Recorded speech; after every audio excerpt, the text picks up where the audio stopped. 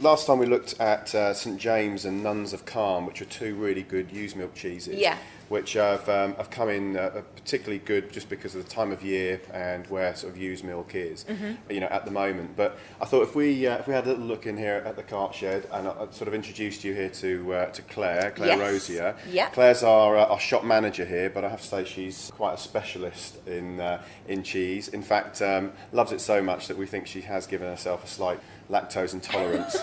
Oh no, that's awful. And do you love cheese? I absolutely adore cheese. That's probably the worst thing. It is the worst thing. And also lattes as well. No more lattes for me. No. The good thing though is that even with a lactose intolerance, you can still enjoy goat's and used milk cheeses. And similar to the used milk cheeses, now is the right time of year for goat's milk. The best thing about all the tiny little goat's cheeses is they're all so ugly, they're almost beautiful. They're a great centrepiece in the middle of the table. Yeah. And they vary hugely in taste as well. You would never know that some of these are goat's milk cheeses. A lot of the staff here don't like goat's milk, and they will still eat a couple of the ones in the counter because they don't have that silagey, farmy thing that a lot of people shy away from with goat's milk.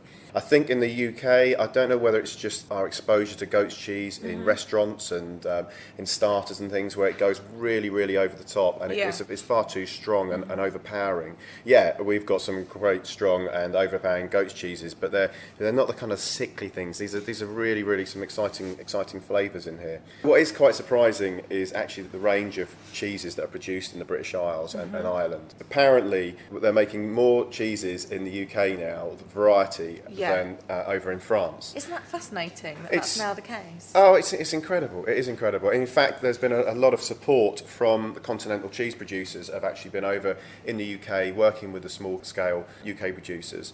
And and we just have this incredible range of cheese available to us now. Do you think that this is like a new phase for British cheese? Yes, definitely. I think so.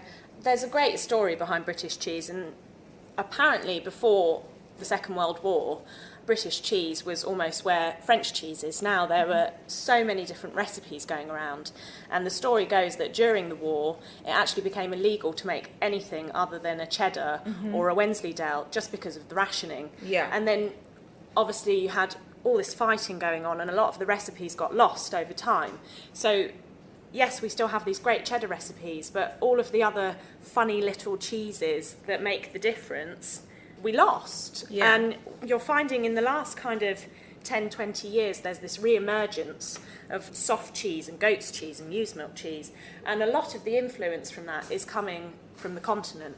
So we're kind of imitating continental cheeses, but we're putting our own British spin on them. Yeah. And I think that's fantastic. So, for instance, we sell a cheese called Tunworth, based on a camembert. It's a camembert recipe. And then you've got a lot of Irish cheeses are based on Dutch recipes. We've got a cheese in the counter that's based on a Gouda recipe, but they fiddle around with it. They mature it for 24 months, so it's a lot older than a Gouda will ever get to. Yeah.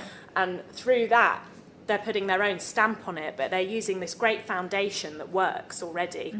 And I think it's so great that we can do that, and we can show people that we can make great cheese. Yeah. And it's not like you're copying because you're using different methods and milk, but you're just taking this influence and then pushing it further to make a better cheese.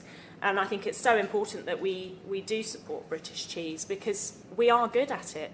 People always think that the French are the best, shall we say, at cheese. But I beg to differ. I love a challenge, and I love it when you get a French person who thinks that Brits can't make cheese. And I love proving them wrong because you can. The cheese speaks for itself, really.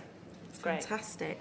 So, really, if you go to your local cheese counter, have a look and support the British cheese industry. And never be afraid to ask for a tasting, because the thing about British cheese is you may never have heard of it before, and you shouldn't really be expected to buy it if you don't know what it tastes like, because you have no idea of the flavour profile of that cheese when you're looking at it. You see this little lump covered in ash sitting in the counter that just looks like something that you should find in a farmyard, and it's so important to taste it out, and it's so important to know what you're buying, I think. And the backstory of all of these British cheeses is so romantic. It really is. It's a great story, and I think that's what made me fall in love with cheese in the first place, is the community behind it. But just beware of getting a lactose intolerance. Yeah, try not to do that. All right, brilliant. Thank you very much, Claire and Charles, for your time this morning. Thank you very much.